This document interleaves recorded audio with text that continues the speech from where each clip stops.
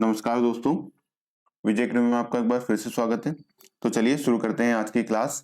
आज की क्लास में हम बात करेंगे प्रोविजन और रिजर्व के ऊपर, मतलब प्रावधान और संचय के ऊपर क्लास में बात करेंगे। तो आज इस वीडियो में हम कवर करेंगे प्रोविजन को और नेक्स्ट वीडियो में हम कवर करेंगे रिजर्व को। तो चलिए शुरू करते हैं आज की क्लास।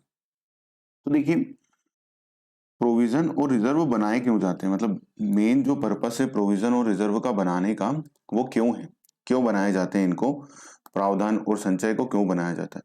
तो देखिए, जैसा कि मैंने आपको बताया था कि अकाउंटिंग कंसेप्ट भी ये बोलते हैं कि भविष्य में अगर भविष्य में आपको ऐसा लगता है कि क्या हो सकता है, हानि हो सकती है या हानि या लॉसेस, मतलब हानि और लॉसेस हो रहे हैं, अगर आपको आपको लग रहा है कि कुछ लॉसेस हो सकते हैं, तो आपको क्या करना चाहिए, उसके लिए अभी से व्यवस्थाएं करनी चाहिए, उसको आज ही रिकॉग्नाइज कर लेना चाहिए। रूढ़िवादिता की जब हमने अवधारणा पढ़ी थी तो उसमें भी ये बात हमने समझी थी कि भविष्य में होने वाले हानियों के लिए हमें क्या करना चाहिए। अगर वो हानियां हमें लग रही हैं कि भविष्य में हो सकती, तो उसके लिए आज ही आपको क्या करना चाहिए, अपनी बुक्स में उसको रिकॉग्नाइज कर लेना चाहिए। बट अब सवाल ये आता है कि हमें लग तो रहा है कि भविष्य में हमको क्या हो सकती है, हानि हो सकती है। जैसे हमने उधार माल बेचा था, अब हमें ऐसा लगता है कि हमने 100 लोगों को उधार माल बेचा था और हो सकता है कि इसमें से हमें ऐसा लगता है कि 20 लोग जो हैं वो क्या करेंगे, वो पैसे नहीं देंगे, वो पैसे नहीं देखेंगे, वो पैसे हमें वापस नहीं करेंगे। जो हमने उधार माल 100 लोगों को बेचा था उसमें से 20 लोग ऐसे होंगे जो हमें अपने पुराने पैसे, सेल के पैसे वापस नहीं करेंगे, ऐसा लगता है। क्या वाकई में 20 लोग ही पूरे पैसे वापस नहीं करेंगे? ऐसा तो जरूरी नहीं है। हो सकता है इससे ज्यादा भी मना कर दे हमें उधार पैसे देने से, या हो सकता है इससे कम भी है। मतलब हमें लग तो रहा है कि कुछ तो पैसा हमारा भविष्य में डूबने वाला है, बट वो कितना डूबने वाला है ये अभी से हमें निश्चित है क्या, पता है क्या, एक एक की बस ये नहीं देंगे बाकी सब देंगे? अगर वो निश्चित ही हो जाता कि ये व्यक्ति तो बिल्कुल ही पैसे नहीं देंगे, तो फिर तो हम उसे लाइबिलिटी ही मान लेते ना। तो इसलिए अभी हमें ऐसा लग रहा है, हमें ऐसा लगता है कि 100 लोगों को अगर हमने उधार माल बेचा था तो 20 लोग हो सकता है कि हमें हमारे पैसे वापस ना करें। तो जब भविष्य में ऐसा लगता है, मतलब एक्चुअल में है या नहीं है तो भविष्य में पता लगेगा। भविष्य में जब ऐसा लगता है कि हमारा कुछ पैसा डूब सकता है, हमें हानि हो सकती है, ठीक है, हमारे कुछ दायित्व, अज्ञात दायित्व आ सकते हैं, हमारे ऊपर कुछ लाइबिलिटी आ सकती है, तो उन सब के लिए अकाउंटिंग कहती है कि आपको प्रोविजन या रिजर्व बनाना चाहिए। ठीक है, अब वो कितना बनेगा, कितना कम बनेगा, कितना ज्यादा बनेगा, ये किस पर डिपेंड करता है, आपका व्यापार कितना बड़ा है। अगर आपने मान लीजिए 100 करोड़ रुपए की सेल करी, कितने की सेल करी उधार, 100 करोड़ रुपए की, तो अब आपका जो पैसा डूबेगा वो भी करोड़ों में ही डूबेगा। मतलब ऐसा तो होगा नहीं कि आपके 10,000 रुपए की रिकवरी नहीं हुई, नहीं। जब आपकी उधार सेल ही कितने की हो रही है, 100 करोड़ की हो रही है, तो आपका जो डूबना, मतलब जो लॉस होगा या बेड डेप्स होगा, वो भी क्या होगा, वो भी करोड़ों में ही होगा, वो भी सीआर में ही होगा। तो क्यों ऐसा होगा? क्योंकि आपका आकार जो है व्यापार का बड़ा है। तो जब प्रोविजन और आयोजन भी किसके हिसाब से बनाए जाते हैं, व्यापार के आकार और साइज के हिसाब से, कि उनका कितना बड़ा व्यापार है। तो आपको समझ में आया कि प्रोविजन और संचय कब बनाए जाते हैं? जब हमें ऐसा लगता है कि भविष्य में कुछ पैसे डूब सकते हैं या कुछ हानियां हो सकती हैं, है ना, या हमारे ऊपर कुछ लाइबिलिटी आ सकती है, तो उनको देख करके हम क्या करते हैं, अपनी बुक्स में आज ही प्रावधान कर लेते हैं, आज ही कुछ मनी उसके लिए अलग से रख लेते हैं। तो उसी के लिए हम क्या करते हैं, प्रोविजन और संचय बनाते हैं। तो चलिए फटाफट से अब हम इस लाइन को पढ़ते हुए आगे हमारा प्रोविजन और संचय पढ़ते हैं और इस चैप्टर को भी कंप्लीट करते हैं। तो चलिए, व्यवसाय की आर्थिक एवं वित्तीय स्थिति को सुदृढ़ बनाने के लिए, मतलब उसको मजबूत करने के लिए, व्यवसाय के वर्तमान लाभों में से कुछ राशि, मतलब थोड़ी सी हम फंड निकाल लेते हैं। भविष्य में ज्ञात, मतलब जब हमें पता हो कि हो सकता है इतना, और अज्ञात पता ही नहीं है उनके बारे में। जैसे अभी मैंने आपको बताया कि सेल हमने उधार करी थी, उधार सेल करी थी, और इसके अगेंस्ट में हमारा कुछ पैसा डूब सकता है। तो हमें अभी ज्ञात है कि पैसा कहाँ डूब रहा है, सेल हमने उधार सेल जो करी थी वो। बट अज्ञात दायित्व, हमें इसके बारे में पता ही नहीं। जैसे भविष्य में मान लीजिए हमारे ऊपर क्या हो गया, एम्प्लॉय ने हमें पता ही नहीं था और वो खर्चा आ गया।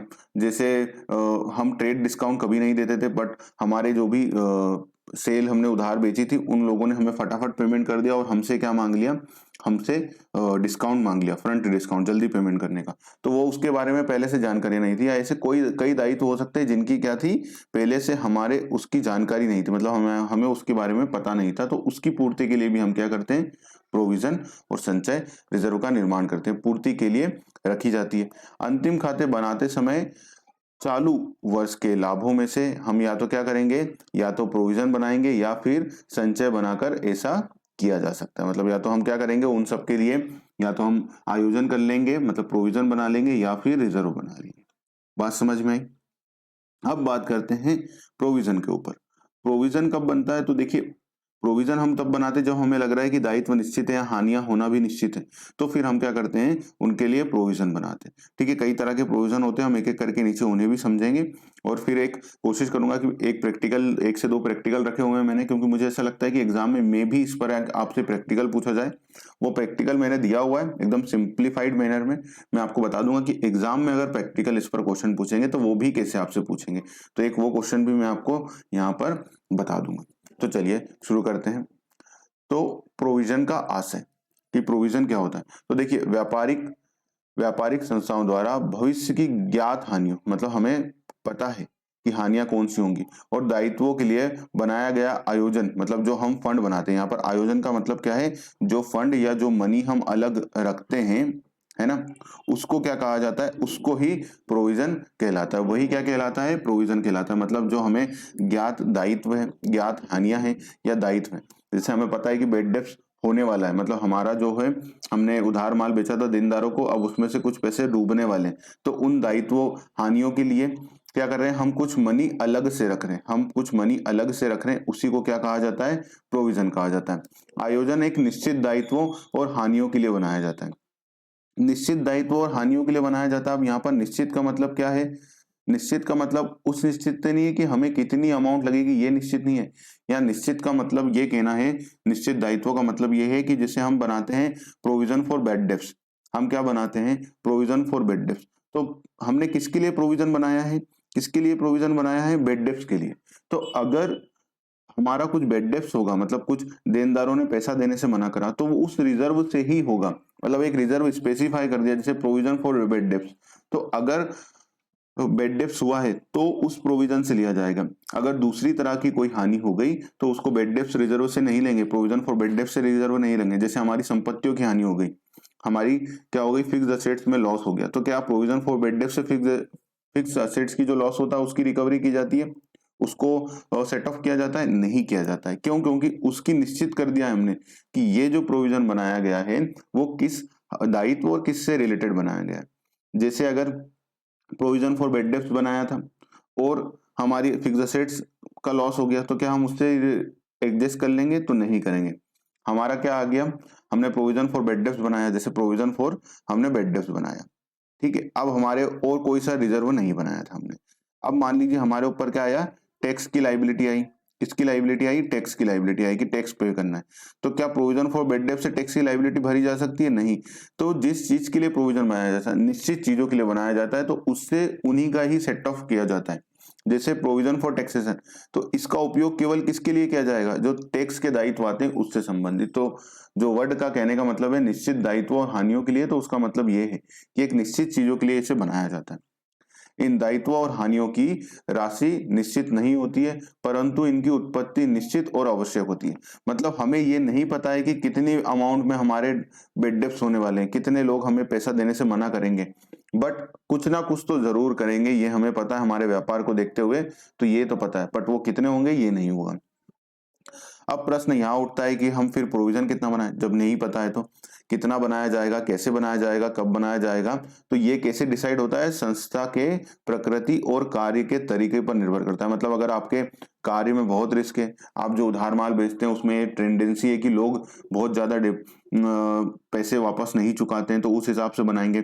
आपका साइज कितना है, अब प्रकृति कैसा है, आपके व्यापार का नेचर कैसा है, उसका साइज कैसा है। जैसे मैंने बताया था कि अगर आपका साइज बहुत बड़ा है, जैसे आपने 10,000 करोड़ की क्या करी, 10,000 करोड़ की आपने क्या करी, क्रेडिट सेल करी। कितने की सेल करी, 10,000 करोड़ की क्रेडिट सेल करी। तो अब अगर आपको प्रोविजन बनाना होगा तो उसको इन सेल को फिगर को ध्यान में रखकर बनाना होगा। तो ये किस पर डिसाइड करता है कि आपका आकार कितना बड़ा है, आपकी प्रकृति कैसी है, कार्य करने का तरीका कैसे। ठीक है, ये एक बात जो कंपनी अधिनियम में बताई गई है प्रोविजन से रिलेटेड, ये और चीजों को प्रोविजन को और स्पेसिफाई कर देती कि भैया प्रोविजन के लिए अमाउंट कितनी होनी चाहिए। तो आयोजन का क्षेत्र को इसने क्या कर दिया है, सीमित कर दिया है कि संपत्ति के मूल्य में कमी के लिए निकाली गई रकम, मतलब जो संपत्ति का मूल्य है उसमें क्या हो रही है, कमी हो रही है, तो उसके लिए आपने क्या करी, कुछ फंड निकाल लिया। कहां से निकाल लिया, अपने प्रॉफिट से या अपने व्यापार से कुछ फंड अलग रख दिया, या किसी ज्ञात दायित्व को पूरा करने के लिए निकाली गई रकम जिसका निर्धारण पर्याप्त शुद्धता से नहीं किया जा सकता। अब यहाँ पर्याप्त शुद्धता से नहीं किया जा सकता का मतलब यहाँ पर ये वर्ड ये लेना चाह रहा है कि आपको 100% नहीं पता है कि इतना अमाउंट ही डूबेगा। जैसे आप 100% ये नहीं कह सकते कि बेड डेप्थ कितना होगा, 10,000 रुपए का होगा। ये आप कह सकते हैं कि अगले साल बेड डेप्थ 10,000 का ही होगा, नहीं। तो इसका मतलब ये है कि आप पर्याप्त शुद्धता से ये नहीं बोल सकते कि इतनी अमाउंट ही बेड डेप्थ होगा या इतना ही अमाउंट हमारा क्या होगा, डूबेगा, है ना। तो वो नहीं कर सकते। तो ये कमी के कारण क्या बोलता है, इस अमाउंट को ध्यान में रखकर आपको प्रोविजन की अमाउंट निश्चित करनी चाहिए। उपर्युक्त विश्लेषण पर यह कहा जा सकता है कि संपत्ति के मूल्य में कमी, ह्रास और ऐसे ज्ञात दायित्व के लिए निकाला हुआ धन जिसका निर्धारण क्या हो, पर्याप्त शुद्धता से नहीं किया जा सकता, उसे क्या कहेंगे, उसे आयोजन के अंतर्गत रखा जाता है। मतलब क्या कहा जाता है, प्रोविजन बनाया जा सकता है। अगर हमें 100% पता है कि इतना ही पैसा डूबेगा, जैसे हमें 100% पता है कि 10,000 रुपए तो डूब गए, यही डूबे हैं, बस एक व्यक्ति ने मना कर दिया, तो जब हमें पता ही हो गया कि अब ये नहीं पैसे मिलने वाले, तो फिर इसको तो क्या बोलते हैं, इसको बोला जाता है लाइबिलिटी। इसको क्या बोला जाएगा, लाइबिलिटी। और आप इसको फिर पूरा ही रिकॉग्नाइज कर लो। ऐसे दायित्व जिसका निर्धारण पर्याप्त शुद्धता से किया जा सकता है, जैसे कि 10,000 रुपए डूबना ही है, वे आयोजन के अंतर्गत नहीं आते। उनका विभाजन कैसे, दायित्व के रूप में किया जा सकता है। कैसे किया जाएगा, हम दायित्व के रूप में कर लेंगे और हम ये मान लेंगे कि भाई इसको तो फिर क्या करो, आप रिकॉग्नाइज ही कर लो पूरी तरह से बुक में। समझ में आया। अब प्रोविजन के टाइप, कौन कौन से टाइप के प्रोविजन बनाए जाते हैं, तो देखिए, provision for depreciation, provision for depreciation, ठीक है, संपत्तियों के ह्रास के लिए आयोजन। दूसरा आता है provision for taxation. Provision for taxation कंपनियों में खास करके बनाया जाता है, मेनली बाकी भी जगह बनाया जाता है प्रोविजन, पर इसका सबसे ज्यादा यूज कहां पर किया जाता है, तो कंपनीज में किया जाता है। बाकी इंडिविजुअल में भी प्रोविजन किया जाता है कि ये कब बनाया जाता है, तो ये वर्ष के अंत में जब हम क्या करते हैं, हमारा पीएनडल बना लेते हैं, हमारा पीएनडल बना लेते हैं और नेट प्रॉफिट जो निकल जाता है। अब हमें पता है कि नेट प्रॉफिट कितना निकला है, मान लीजिए नेट प्रॉफिट निकला है 1,00,000 रुपए का, और हमें पता है कि रेट कितनी है, 30% रेट है, तो कितना टैक्स बनेगा, टैक्स बनेगा 30,000 रुपए। तो बस हम क्या करते हैं, फिर प्रोविजन बना लेते हैं इतना कि जो टैक्स की लायबिलिटी आ रही है उससे सेट ऑफ किया जाता है, और भविष्य में जब टैक्स पे किया जाता है तो फिर क्या किया जाता है, इसी प्रोविजन से उसको सेट ऑफ किया जाता है। समझ में आया।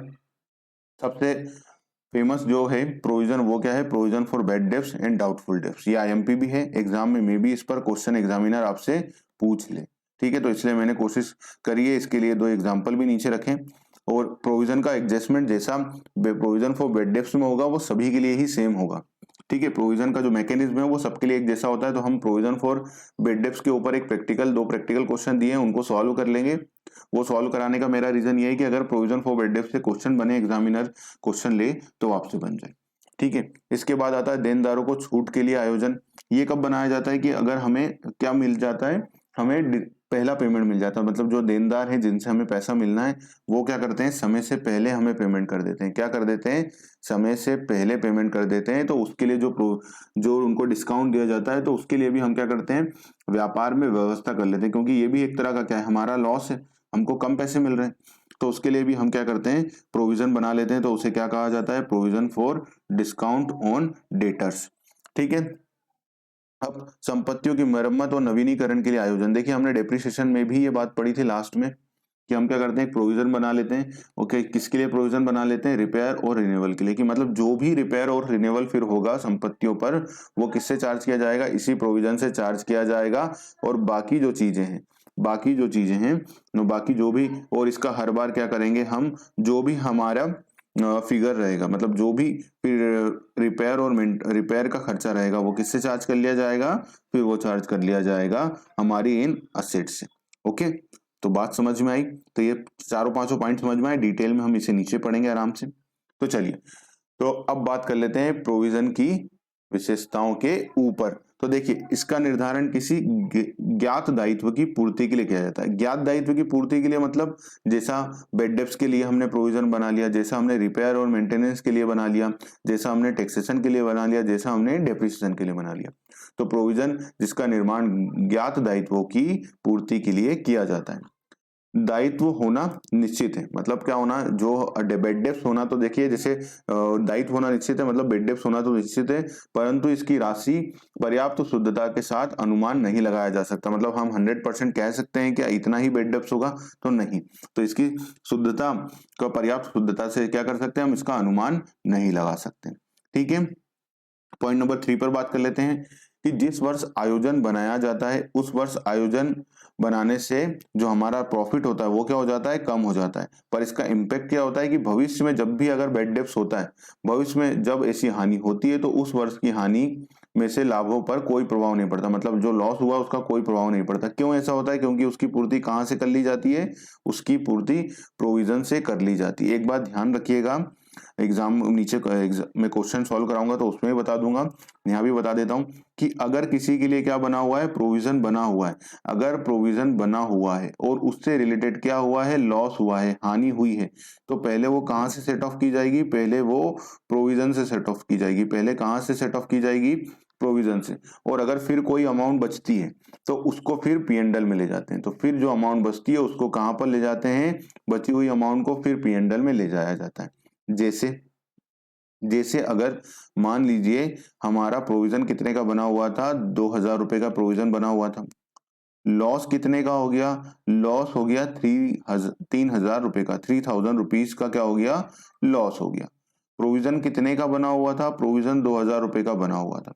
तो पहले प्रोविजन कहां से सेट ऑफ किया जाएगा, 2,000 रुपए से इससे सेट ऑफ किया जाएगा। क्यों? क्योंकि इसके लिए ही तो ये बनाया गया था। तो ये करेंगे। अब बचे कितने, 1,000 रुपए अभी भी बच गए हैं लॉस के।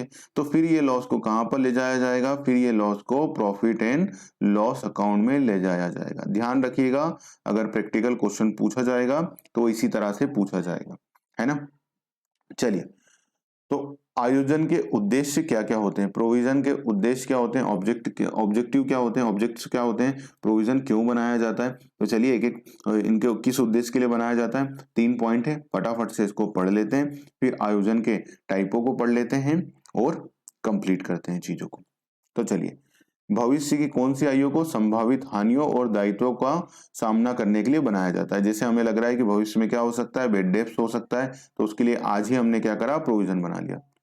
संपत्तियों के प्रतिस्थापना करने में, मतलब हम क्या कर रहे हैं, संपत्तियों का अगर प्रतिस्थापना करना हो, रिप्लेसमेंट करना हो, तो उसके लिए भी कर सकते हैं। और संदिग्ध दायित्वों के भुगतान के लिए, जो संदिग्ध दायित्व है, अगर कुछ हो सकते हैं, जो लाइबिलिटी आ सकती है भविष्य में, तो उनके लिए भी हम क्या कर सकते हैं, प्रोविजन बनाया जाता है। तो इन 3 चीजों के लिए क्या करते हैं, उद्देश्य, इन 3 उद्देश्यों की पूर्ति के लिए हम क्या करते हैं, प्रोविजन बनाते हैं।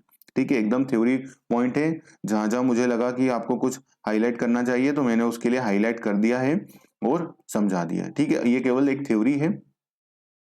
अगर क्वेश्चन पूछेंगे एग्जामिनर तो इस टाइप पर पूछ लेंगे आपसे। ठीक है, या टाइप पर पूछेंगे, या फिर वो किस पर पूछेंगे, या फिर वो आपसे पूछेंगे, तो वो पूछेंगे प्रैक्टिकल क्वेश्चन पे। ओके, तो उसको हम नीचे डिस्कस कर लेंगे। चलिए, तो आयोजन के प्रकार, फटाफट से अब बात करते हैं आयोजन के प्रकार पर। तो पहला तो पॉइंट क्या आ रहा है इसमें, डूबत ऋण के लिए आयोजन, प्रोविजन फॉर बेड डेप्स। सबसे मोस्ट आईएमपी पॉइंट है ये। अगर एग्जाम में क्वेश्चन प्रैक्टिकल पूछा गया तो पूरे चांसेस है कि वो इससे पूछेंगे क्वेश्चन। ठीक है, डूबत ऋण के लिए आयोजन, प्रोविजन फॉर बेड डेप्स, मतलब हम क्या करते हैं, उधार सेल करते हैं। उधार सेल के बाद हमको लोग पैसे देते हैं, तो हो सकता है जो पैसे हमें उधार सेल के बाद, जो जिन व्यक्तियों को उधार सेल की जाती है वो क्या होते हैं, हमारे देनदार होते हैं, डेटर्स होते हैं। वो डेटर्स फिर भविष्य में हमें क्या करते हैं, वो जो क्रेडिट सेल उन्होंने ली थी उसका पेमेंट करते हैं। पर समटाइम्स क्या होता है, कुछ कुछ लोग वो पेमेंट नहीं देते हैं, तो हमें क्या होता है, हमें नुकसान होता है, हमें बेड डेप्स होता है। तो वो बेड डेप्स जो होने वाला है उसके लिए अगर हम जो आयोजन का निर्माण करते हैं उसे ही क्या कहा जाता है, प्रोविजन फॉर बेड डेप्स कहा जाता है। ठीक है, जैसे जैसे हमने ये सेल करी मिस्टर ए को 10,000 रुपए की, हमने ऐसी ही सेल एक और जनों को करी जिनका नाम था मिस्टर बी, कितने की? 10,000 रुपए की। और ऐसी एक और सेल करी, किनको? उधार सेल मिस्टर सी को 10,000 रुपए की। अब हमें ऐसा लगता है कि जो मिस्टर सी है उनकी स्थिति ठीक नहीं है।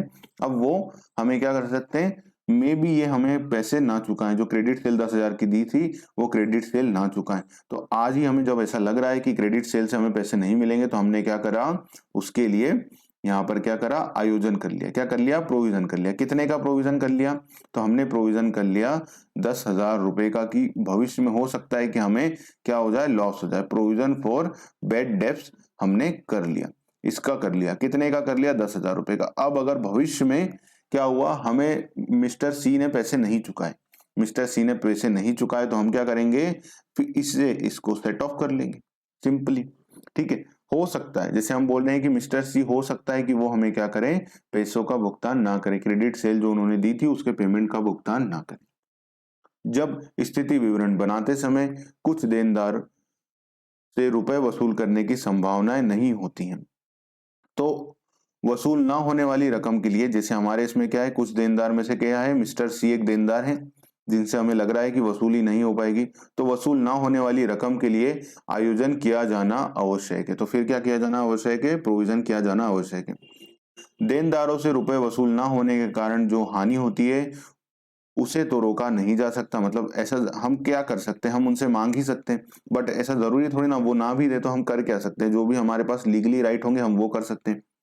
लेकिन उससे बचने के लिए क्या किया जाना चाहिए, आयोजन अवश्य किया जाना चाहिए। इस आयोजन को ही क्या कहा जाता है, संदिग्ध एवं अप्राप्य ऋण आयोजन कहते हैं। ठीक है, तो प्रोविजन फॉर बैड डेब्ट्स कहते हैं। ओके, तो एग्जाम में अगर एक सिंपल क्वेश्चन पूछना होगा तो वो ये क्वेश्चन पूछ सकते हैं, अगर इससे पूछना हो और एक सिंपल क्वेश्चन पूछना हो तो वो ये पूछ सकते हैं, ना वसूल होने वाले देनदारों से वसूली ना होने की संभावनाओं के लिए बनाए गए प्रोविजन को क्या कहते हैं। देनदारों से रुपए वसूल ना होने के कारण जो आयोजन का निर्माण किया जाता है उसे क्या कहा जाता है, तो उसे कहा जाता है डूबत ऋण के लिए आयोजन, मतलब प्रोविजन फॉर बैड डेब्ट्स। एक सिंपल क्वेश्चन अगर उनको पूछना होगा तो वो ये क्वेश्चन भी पूछ सकते हैं। चलिए बात करते हैं पॉइंट नंबर 2 पर। पॉइंट नंबर 2 क्या बोल रहा है, पॉइंट नंबर 2 बोल रहा है कटौती के लिए आयोजन। अब क्या कर रहे हैं, कटौती के लिए आयोजन, ये कैसा आयोजन होता है कि हमने क्या करा, हमने क्रेडिट सेल करी थी, किनको, मिस्टर ए, बी और सी को। कितने कितने की करी थी, 10,000 की सेल करी थी।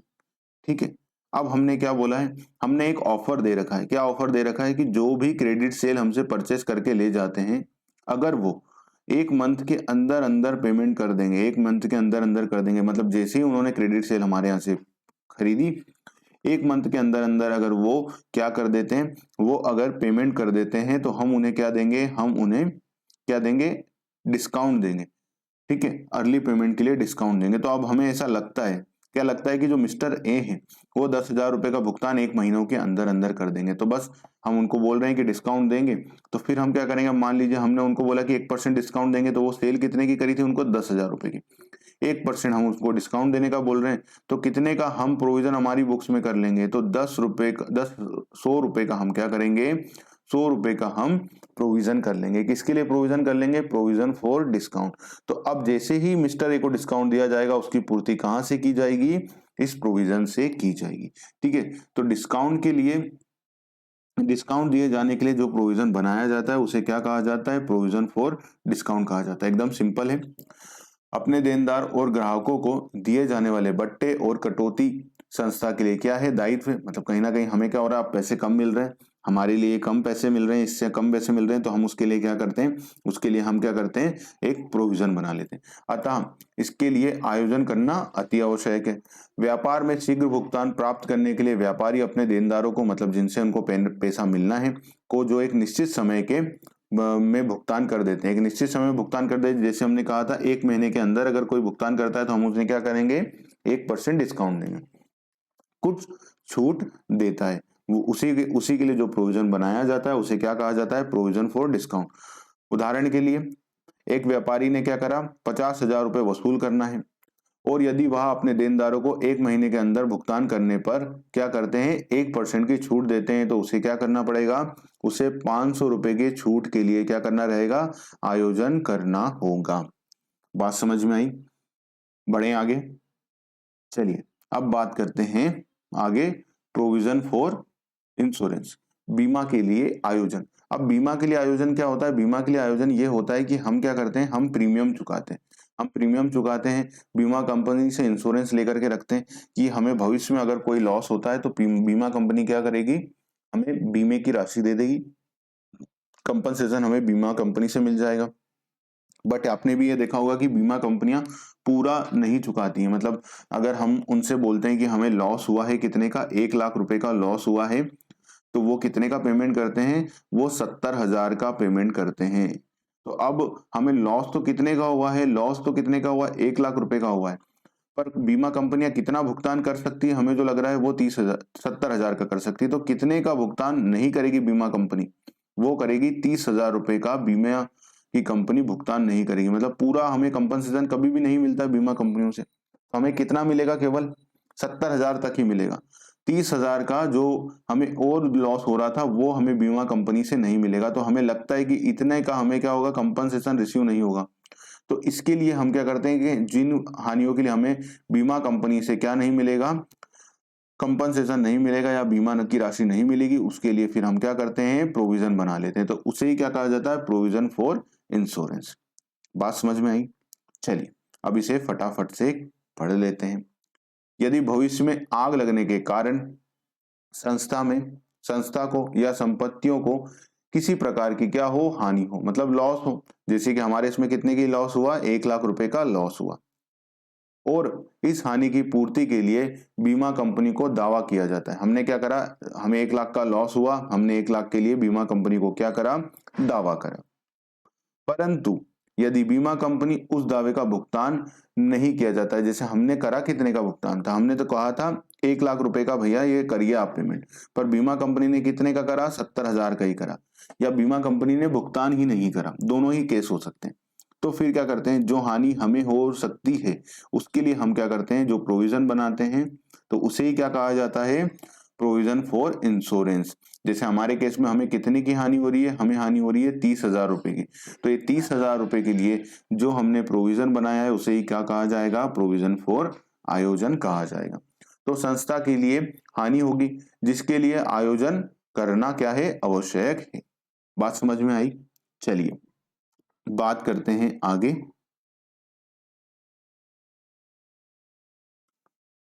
बिलों के लिए आयोजन। अब बिलों के लिए आयोजन क्या होगा, बिलों के लिए जो हम बिल जारी करते हैं, जो बिल हम बिल्स ऑफ एक्सचेंज आगे पढ़ने भी वाले हैं, तो बिल्स ऑफ एक्सचेंज में एक बात जो आप ध्यान रखिएगा वो क्या होता है कि हमने बिल्स ऑफ एक्सचेंज मिले, हमें बिल मिले, हमने इन बिल को भुगतान भी कर लिया। अब हो सकता है कि बिल क्या हो जाए, इनका डिसऑनर कर दिया जाए, मतलब अनादरण कर दिया जाए। तो अनादरण करने के लिए हमें फिर क्या होगा, जैसे हमें बेड डेप्ट्स में लॉस हुआ था, ऐसे ही हमारे जो उसमें भी लॉस होगा, किसमें लॉस होगा, बिलों पर भी लॉस होगा। तो जो बिल हमें लगता है कि क्या हो जाएगा, अनादरण हो जाएगा, जिन बिलों का अनादरण हो जाएगा, उन लॉस की पूर्ति के लिए जो प्रोविजन किया जाता है उसे क्या कहा जाता है, प्रोविजन फॉर बिल्स कहा जाता है। पढ़ लेते हैं फटाफट से इसको। बिलों के लिए आयोजन, प्रोविजन फॉर बिल्स। यदि संस्था को अपने ग्राहकों व देनदारों से कोई बिल मिला है, जिसे हमें बिल मिला है, तो हमें क्या हो जाएगा, वो बिल्स रिसीवेबल हो जाएगा। इन बिलों का भुगतान बैंक से हम क्या करते हैं, या तो उसे बैंक से भुना लेते हैं या कोई अन्य संस्था से भुगतान की तिथि पर परिपक्वता से पहले, मतलब परिपक्व होने के पहले, हम मतलब जो मेच्योरिटी की डेट है उसके पहले हम क्या करते हैं, इसको भुना लेते हैं, मतलब डिस्काउंट पर हम इसे इनकेश करवा लेते हैं, भुना लिया जाता है। परंतु बाद में स्वीकार करता, मतलब जिसने ये एक्सेप्ट करा था कि मैं क्या करूंगा, इस बिल का भुगतान कर दूंगा, इस बिल का भुगतान कर दूंगा। जैसे सपोज यहाँ समझ लीजिए एक बार कि मिस्टर ए है, मिस्टर ए और ये मिस्टर बी है। तो मिस्टर बी को इन्होंने क्या करा था, उधार माल बेचा था। मिस्टर बी ने इनको एक बिल एक्सेप्ट कर लिया, एक्सेप्ट कितने का कर लिया, 1 लाख रुपए का बिल एक्सेप्ट कर लिया कि 3 महीने बाद मैं आपको 1 लाख रुपए देने दूंगा। ठीक है, ये इन्होंने बोला इनको, ठीक है, इन्होंने स्वीकार कर लिया। मिस्टर ए ने ये बिल लिया और कहाँ चले गए, ये अपने बैंक के पास चले गए। बैंक कौन है इनका, एसबीआई। एसबीआई के पास गए और इन्होंने ये बिल का भुना लिया। अब मिस्टर ए को ये लगता है कि ये जो बिल मैंने एसबीआई से भुना लिया है, जब एसबीआई इनके पास जाएगा 3 महीने बाद कि मिस्टर बी 1 लाख रुपए का पेमेंट करिए, जो बिल आपने लिखा था, एक्सेप्ट करा था मिस्टर ए का, जो मिस्टर ए ने लिखा था, तो 3 महीने बाद मिस्टर बी जो है एसबीआई को भुगतान नहीं करेंगे, ऐसा हमें लगता है। तो हम क्या करेंगे, फिर इसके लिए जो प्रोविजन बनाते हैं, इसके लिए जो प्रोविजन बनाते हैं कि बिलों का भुगतान नहीं होगा, परिपक्वता की तिथि पर, तो उसके लिए जो प्रोविजन किया जाता है उसे ही क्या कहा जाता है, प्रोविजन फॉर बिल कहा जाता है। ठीक है, परंतु बाद में स्वीकार करते हैं इन बिलों को अनादरण कर दिया जाता है, मतलब उनको डिसऑनर कर दिया जाता है, उनका भुगतान नहीं किया जाता है। तो यह संस्था के लिए क्या होगा, एक दायित्व होगा। अब एसबीआई फिर किसके पास जाएगा, एसबीआई वापस से ए के पास आएगा कि भैया जो 1 लाख रुपए लेके गए थे ना, आपने बोला था वो भुगतान कर देंगे, वो नहीं कर रहे, अब आप दे दीजिए। जिनके लिए आयोजन करना क्या है, अति आवश्यक होगा, क्योंकि अब ये किसका दायित्व हो जाएगा, मिस्टर ए का दायित्व हो जाएगा। बात समझ में आई, बढ़े आगे। चलिए, तो ये पूरा समझ में आया कंसेप्ट की क्या हुआ, हमने जो बिल भुना लिया था उसका बिल का भुगतान नहीं हुआ, तो वो दायित्व किसके ऊपर आ जाएगा, वापस से हमारे ऊपर आ जाएगा, क्योंकि अल्टीमेटली तो पैसे किससे लिए थे, एसबीआई से हमने लिए थे। तो फिर क्या हो जाएगा, एसबीआई हमसे वापस से वो पैसे की रिकवरी कर लेगा। तो ये दायित्व हमारे ऊपर आया है। तो इस दायित्व को लिए भी जो हम प्रोविजन बनाते हैं उसे क्या कहा जाता है, प्रोविजन फॉर बिल्स कहा जाता है। बात समझ में आई। चलिए बात करते हैं पॉइंट नंबर 5 पर। पॉइंट नंबर 5 क्या आया है, पॉइंट नंबर 5 बोल रहा है दावों के लिए आयोजन। अब क्या हुआ है, क्लेम्स, हमें लगता है कि भविष्य में क्या आ सकते हैं, हमारे ऊपर कोई क्लेम्स आ सकते हैं, तो उनके लिए जो प्रोविजन, मतलब कोई दावा कर सकता है हमारे ऊपर किसी बात के लिए, किसी भी चीज के लिए, तो उन दावों के लिए अगर हमें लगता है कि उसका भुगतान भी हमें करना पड़ सकता है, मतलब जो व्यक्ति दावा कर रहा है उस व्यक्ति को हमें क्या करना पड़ सकता है, उन दावों के अगेंस्ट में, मतलब जो क्लेम करा है उस क्लेम के अगेंस्ट में हमें क्या करना पड़ सकता है, पेमेंट भी करना पड़ सकता है, ऐसा हमें लगता है। तो उन दावों के लिए जो प्रोविजन किया जाता है उसे ही क्या कहा जाता है, प्रोविजन फॉर क्लेम्स। ऐसे विवाद मामले जो न्यायालय में क्या है, विचाराधीन है, जिनके लिए आयोजन करना आवश्यक है, मतलब हमें हो सकता है कि इन दावों के लिए हमें क्या करना पड़ेगा, पेमेंट करना पड़ेगा। इनका निर्माण संस्था के पक्ष में ना होने पर संस्था को क्या दायित्व बन सकता है, मतलब हमें लग सकता है कि भविष्य में हमें इनके लिए पेमेंट करना पड़ेगा, तो उसके लिए अगर हम जो प्रोविजन करते हैं उसे क्या कहा जाता है, प्रोविजन फॉर क्लेम्स कहा जाता है। बात समझ में आ गई। चलिए बात करते हैं आगे, प्रतिभूतियों के लिए आयोजन, मतलब provision for guarantee. Provision for guarantee के लिए ये आयोजन की बात कर रहा है। प्रोविजन फॉर गारंटी क्या, हमने किसी व्यक्ति को क्या दी, गारंटी दी। यहाँ पर ये हम हैं, मिस्टर ए हम हैं, ये हमारा एक फ्रेंड है, उसका नाम क्या है, मिस्टर बी। मिस्टर बी कहाँ गया, मिस्टर बी गया बैंक के पास लोन लेने, कि मुझे एक लोन दे दो। तो मिस्टर बी को बैंक ने कहा कि हम, मिस्टर बी को बैंक ने कहा कि हम आपको लोन तो दे देंगे, बट आपकी लिए हमें क्या चाहिए, गारंटी चाहिए, क्योंकि हमें ऐसा लगता है कि आप भुगतान ना करें तो फिर क्या करेंगे हम। तो उन्होंने कहा ठीक है, मैं मिस्टर ए की आपको क्या करता हूँ, गारंटी दिला देता हूँ।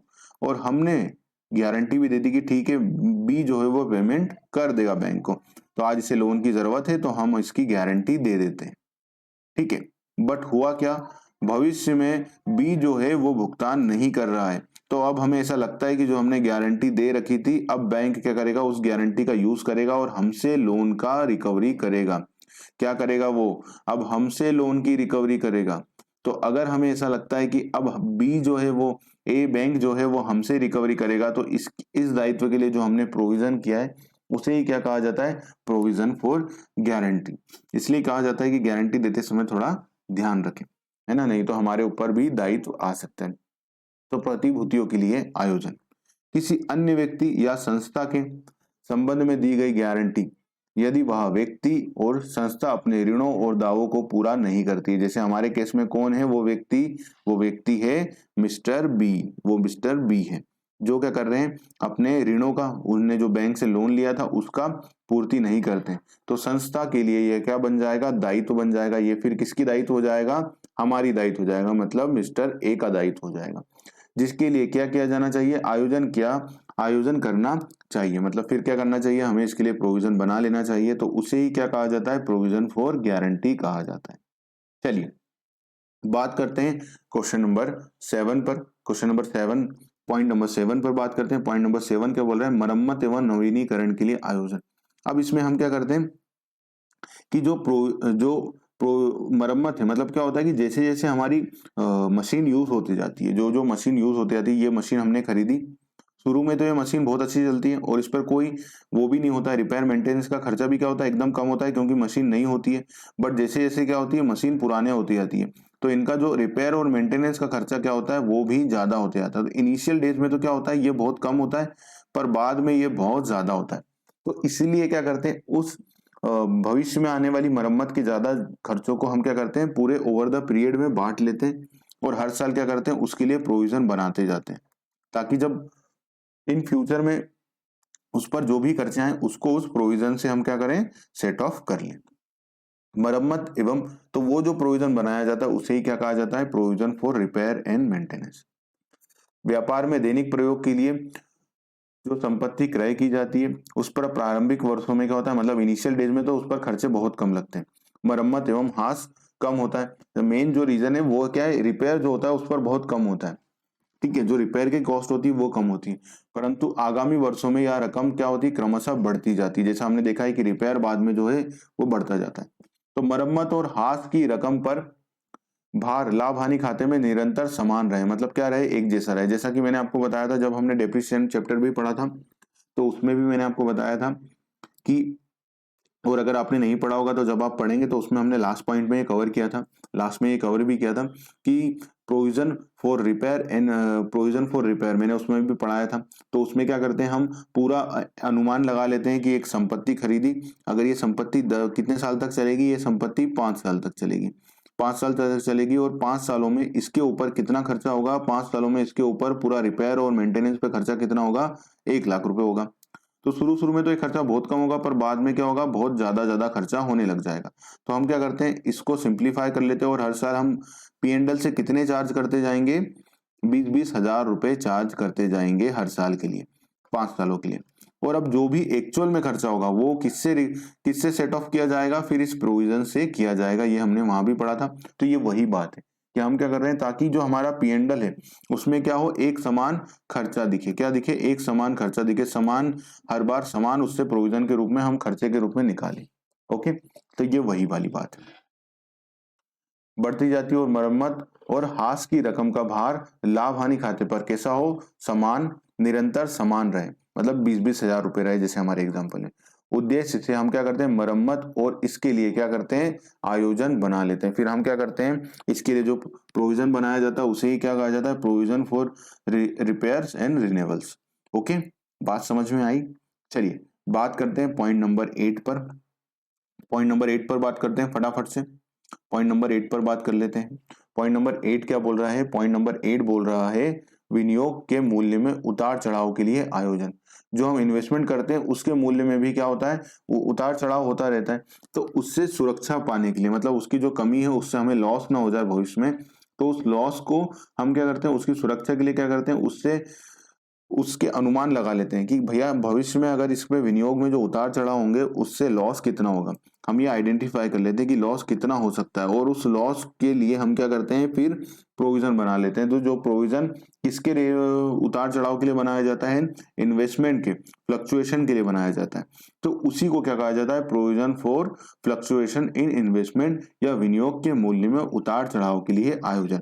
इससे केवल किन लॉसेस को सेट ऑफ किया जाएगा, जो इन्वेस्टमेंट से संबंधित है, मतलब जो विनियोग से संबंधित होंगे उन्हीं को क्या किया जाएगा, यहां से सेट ऑफ किया जाएगा। किसको सेट ऑफ किया जाएगा, जो लॉसेस किससे होंगे, इन्वेस्टमेंट से होंगे। ये बात ध्यान रखिएगा, प्रोविजन जो बनाया जाता है, अगर वो प्रोविजन जिस चीज के लिए बनाया जाता है उससे रिलेटेड लॉस ही वहां पर सेट ऑफ होते हैं। ठीक है, प्रतिभूतियों में मूल्य में समय समय पर क्या होता है, बाजार भाव के अनुसार घटते बढ़ते रहते हैं, अतः उनके मूल्य में कमी होने पर हानि से सुरक्षा के लिए, मतलब अगर उसके मूल्य में क्या हो गई, कमी हो गई, तो हमें क्या हो गया, हानि हो गई, मतलब लॉस हो गया। तो जो लॉस हो रहा है, जो लॉस हो रहा है उसके लिए, जो लॉस हो रहा है उसके लिए हम सुरक्षा के लिए क्या करते हैं, जो प्रोविजन बनाते हैं, जो प्रोविजन बनाते हैं उसे ही क्या कहते हैं, प्रोविजन फॉर इन्वेस्टमेंट कहा जाता है, या provision for fluctuation in investment के लिए जो बनाते हैं उसे कहा जाता है कि विनियोग के मूल्य में उतार चढ़ाव के लिए आयोजन कहा जाता है। के लिए व्यापार के लिए आयोजन किया जाता है।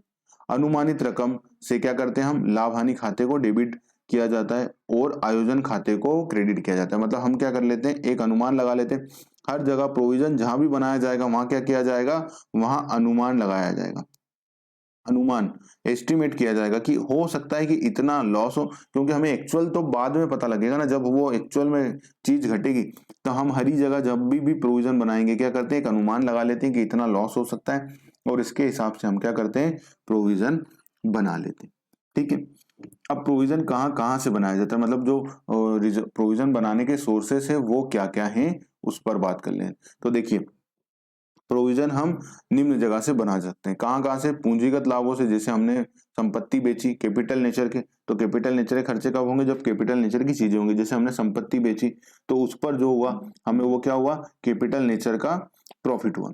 आयगत लाभ जो हमारे सामान्य व्यापार में लाभ होता है, जैसे अगर हमारा व्यापार क्या है, हमारा व्यापार है ट्रेडिंग, ट्रेडिंग का व्यापार है, मतलब हम क्या करते हैं माल थोक खरीदते हैं थोक से और रिटेल में बेचते हैं, तो जो उससे प्रॉफिट हो रहा है उसको क्या बोलते हैं, आयगत लाभ बोलते हैं। इसके अलावा अन्य लाभ जो इस संबंध में उपलब्ध हो, अगर कोई और भी प्रॉफिट है जो उपलब्ध है तो हम इन तीनों से ही क्या कर सकते हैं, प्रोविजन बना लेंगे। ओके, प्रोविजन की अनिवार्यता क्या कंपलसरी है प्रोविजन, तो बिल्कुल प्रोविजन जो बनाना वो कंपलसरी होता है। कंपलसरी इन द सेंस कैसे होता है, क्योंकि हमें पता होता है, क्योंकि रूढ़िवादिता की अवधारणा भी हमने पढ़ी थी कि जो भविष्य में होने वाले लॉसेस के लिए आपको क्या करना चाहिए, आज ही प्रोविजन कर लेना चाहिए। इसलिए प्रोविजन को बनाने की अनिवार्यता कही जाती है कि आपको प्रोविजन बनाना चाहिए, क्योंकि अगर आपको लग रहा है कि भविष्य में बैड डेब्ट हो सकता है तो आज उसके लिए आप क्या करें, प्रोविजन बुक्स में कर लें। ओके, तो चलिए बस क्या बचा है, हमारा संचय और आयोजन बचा है, और इसके बाद ये दो क्वेश्चन बचे, इनको हम आराम से और डिटेल में पढ़ेंगे। मुझे ऐसा लगता है कि अगर प्रैक्टिकल क्वेश्चन एग्जामिनर पूछेंगे तो वो बेड डेप्थ से पूछेंगे, ठीक है। मैंने सिंप्लीफाइड मैनर में यहाँ पर आपको ये दे रखा है अपना एक एमसी वो दे रखा है, क्वेश्चन दो दे रखे। क्वेश्चन एग्जाम में कैसे आएंगे उसको भी मैं बता दूंगा कि क्वेश्चन आएगा तो ऐसा ही, बस उसका फॉर्मेटिंग में भी ऐसा हो, में भी इस तरह से रखे एग्जामिनर, और हो सकता है वो थोड़ा सा चेंज कर दे तो वो भी मैं आपको लिखवा दूंगा कि वो चेंज कैसे करेंगे। तो ये 3 पेजेस हैं, एक पेजेस ये है, एक पेजेस हमारा ये है, और ये लास्ट में उसका सोल्यूशन। तो 3 पेजेस हैं, इन 3 पेजेस को मैं चाह रहा हूँ कि एक आराम से पूरा डिटेल वीडियो लूँ इसी पर ही, क्योंकि क्वेश्चन है, क्वेश्चन आपने बहुत दिन बाद कई स्टूडेंट करेंगे और बेड डेप्थ के ऊपर, तो मैं चाह रहा हूँ कि इसको आपको आराम से समझाऊं, क्योंकि मुझे ऐसा लगता है कि अगर प्रोविजन से क्वेश्चन बन सकता है, प्रोविजन से एक प्रैक्टिकल क्वेश्चन एग्जामिनर पूछ सकता है, तो इसलिए इसको एक हम पूरी क्लास में लेंगे, पूरी क्लास इन द सेंस कि एक पूरा अलग वीडियो इस पर मैं रिकॉर्ड करने का प्लान कर रहा हूँ। तो उसमें हम क्या करेंगे, एक अंतर जो 5 से 10 मिनट के अंदर अंदर हम अंतर कवर कर लेंगे, क्योंकि सारी चीजें हम पढ़ चुके हैं प्रोविजन से रिलेटेड, रिजर्व से चीजें हम आगे पढ़ लेंगे, तो ये कंप्लीट हो जाएगा। जो मेन पर्पस है ये 2 क्वेश्चन देने का, मेरे को ये समझाना, मैं आपको कम्युनिकेट करना चाहूंगा इससे कि अगर एग्जाम में क्वेश्चन बनेगा तो मैक्सिमम इस वेराइटी पर क्वेश्चन बनेगा, या ये एक और वेराइटी है इस पर क्वेश्चन एग्जामिनर आपसे पूछ सकता है। तो इन दोनों को हम करेंगे नेक्स्ट वीडियो में कवर। तो चलिए इस वीडियो में इतना ही। विजय एकेडमी के साथ बने रहने के लिए धन्यवाद। मिलते हैं अगले वीडियो में, तब तक के लिए आपका ध्यान रखिएगा।